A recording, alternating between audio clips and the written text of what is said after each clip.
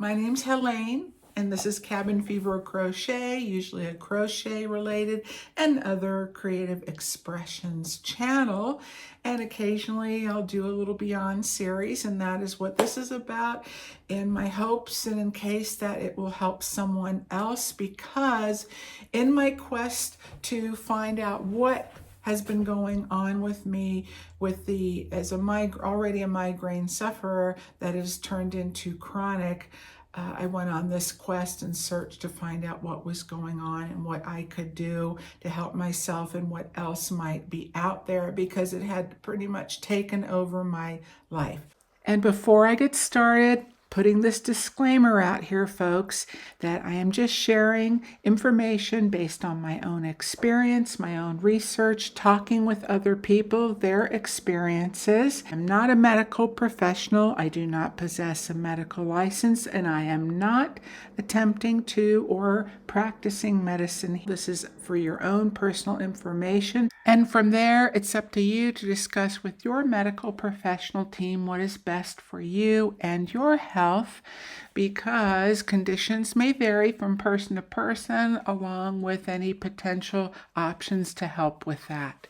And I didn't realize it until after the discovery phase starting this past December, early part of December 2025, that this actually goes back about a year and a half, 2 years, when we switched all our lights over to LED versus incandescent that we're all forced to use now.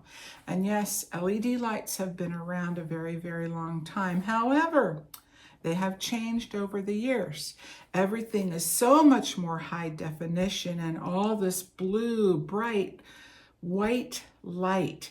And it can be very disruptive to the body, to the brain, to the nervous system in so many ways. If you ever notice, if you're scrolling on your phone, on your computer late at night before bed, or even watching TV, it disrupts the circadian rhythm, is what regulates sleep and melatonin and so many other things in the body.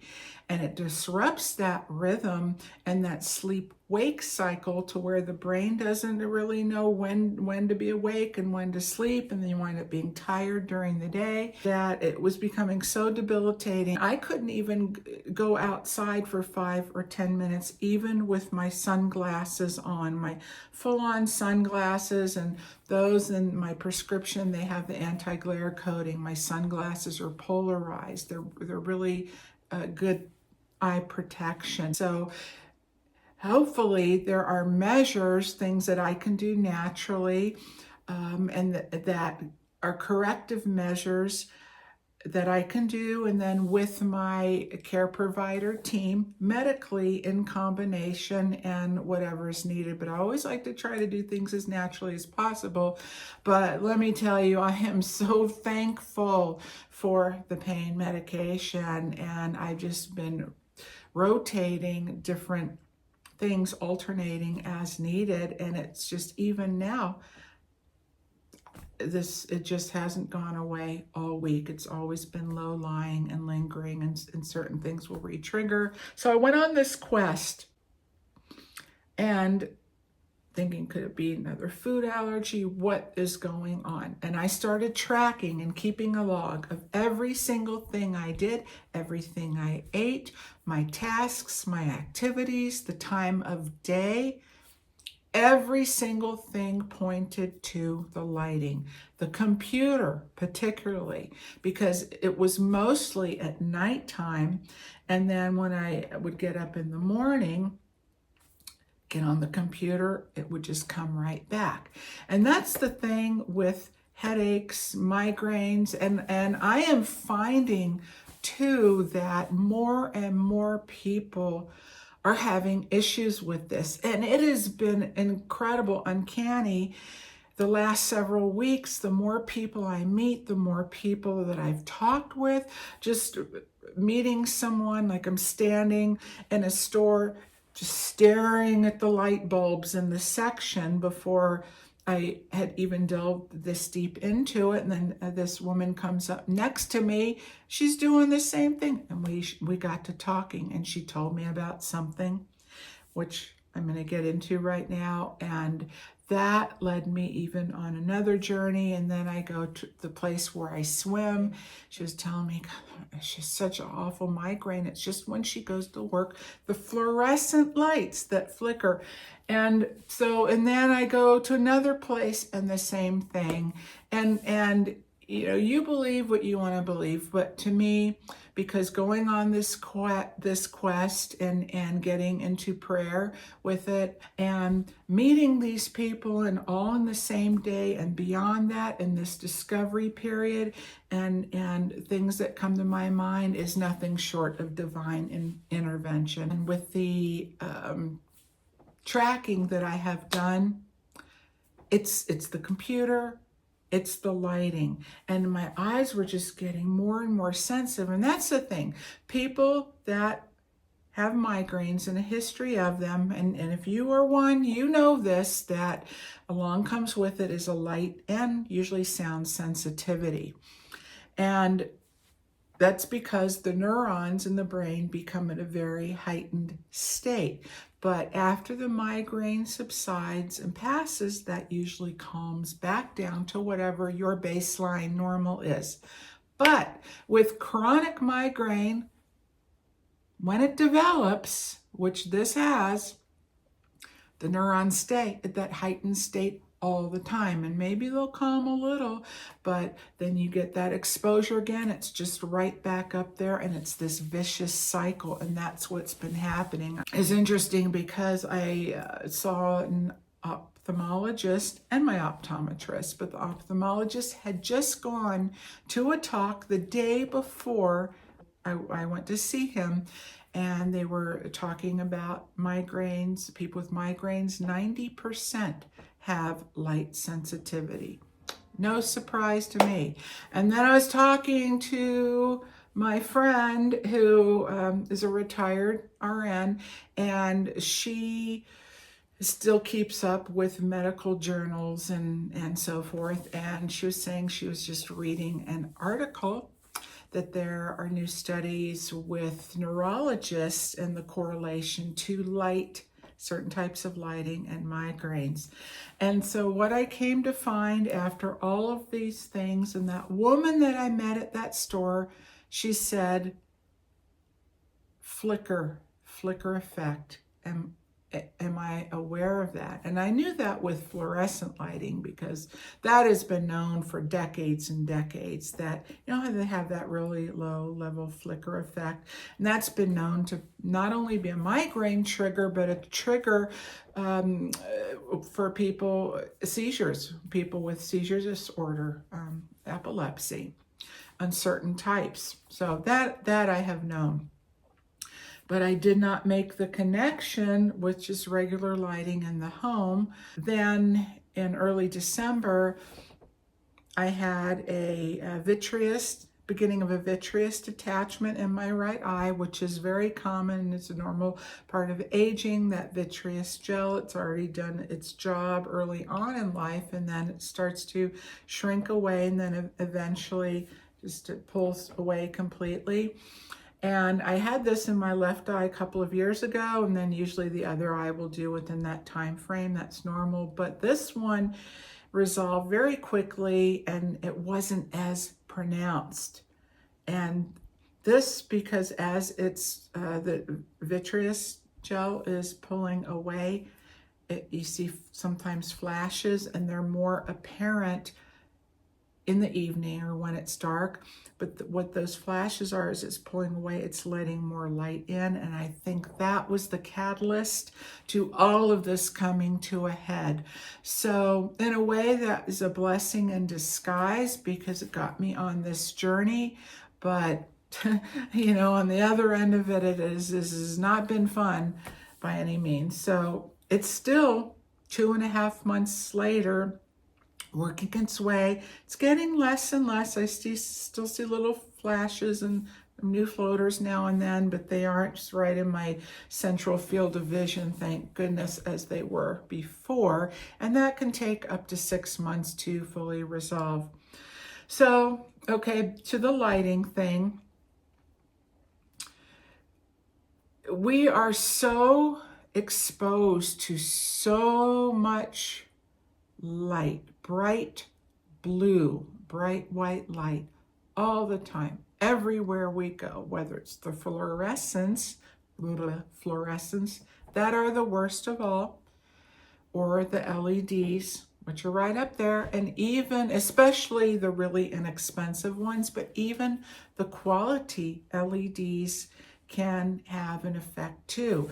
And so you've got the lumens, which is the brightness, but when it says, say, 2700K or 5000K, those are kelvins, and kelvins is the tone, whether the tone is more warm glow or it's a bright white. So the more warm glow is in the 2700 range, and that is more ideal for migraine sufferers, that more of that warm amber glow. And even in the 80s, I worked on one of those old IBM, like the bubble TV computers, when they were not even available to the public. They were in the workplace, and I worked on those. And so then I started researching, well, what is the difference? Well, those older computers used to have more of an amber green light, more of an amber leaning, which is easier on the eyes, easier on the nervous system. But nowadays, everything's ultra high definition, ultra bright, ultra blue light. And blue light is good for us, like in the morning when you're trying to wake up, and the doldrums, the dark gray days of winter, they help you to stay awake, but not all the time.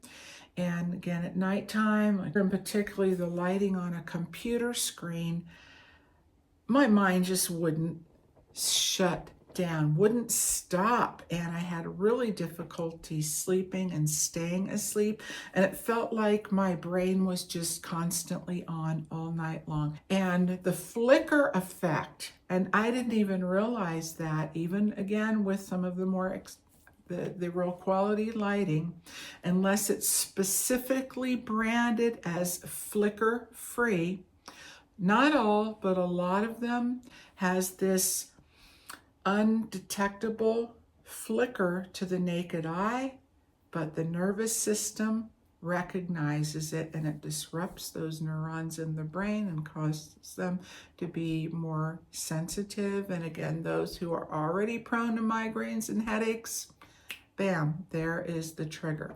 So I may not be 100% accurate on that, but I think I'm pretty close just by memory with the research that I've done.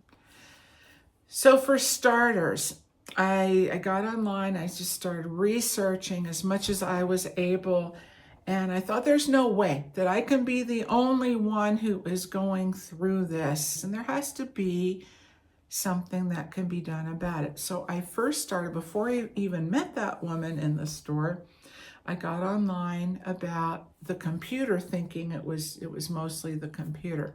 And what I discovered for prescription glasses, not only for the glasses themselves, but something that can go over them, and even specialty lenses. So I looked into all of that. I already saw my optometrist about 10 days ago, and I ordered a set, and I'm hoping that'll come in sooner than later. She said at the time it's about 2.5 to 3 weeks out, because then I want to show you about the different lighting that I got for which rooms, and the lighting for me and for reading, and some other ones that were recommended. So maybe that might be better for it to separate, because this is already getting kind of long. But it's really important, you know, that 20-20-20 rule. Every 20 minutes, look 20 feet away and stare at something else for 20 seconds, okay?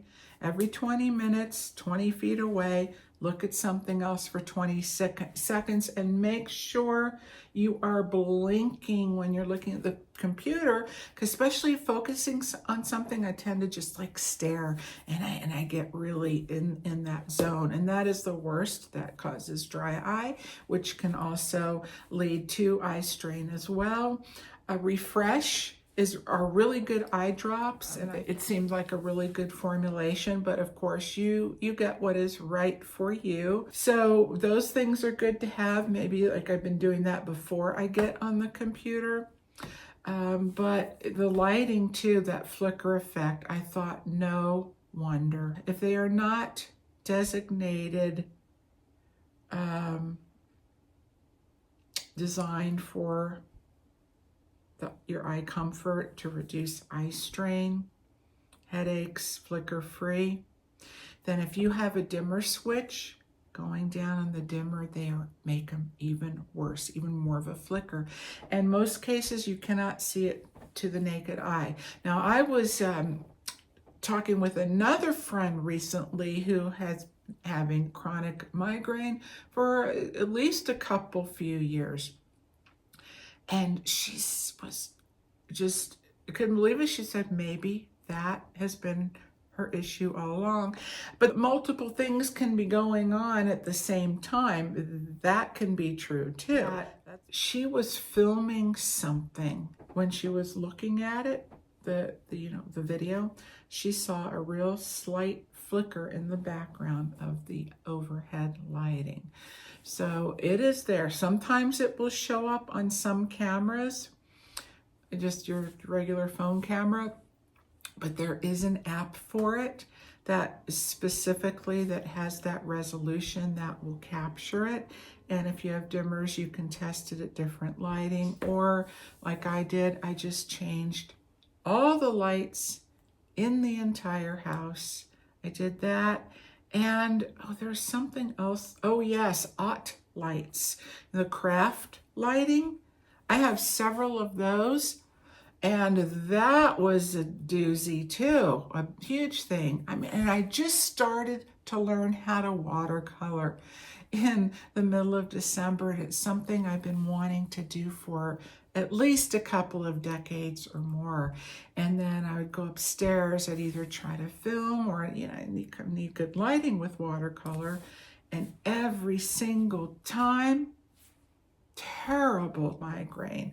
I looked up on OttLight and did some research there, and they're newer models, and I don't know specifically when, and I'm thinking maybe 2017-ish and newer, but that also depends, not just the model number of your unit, but the batch number itself.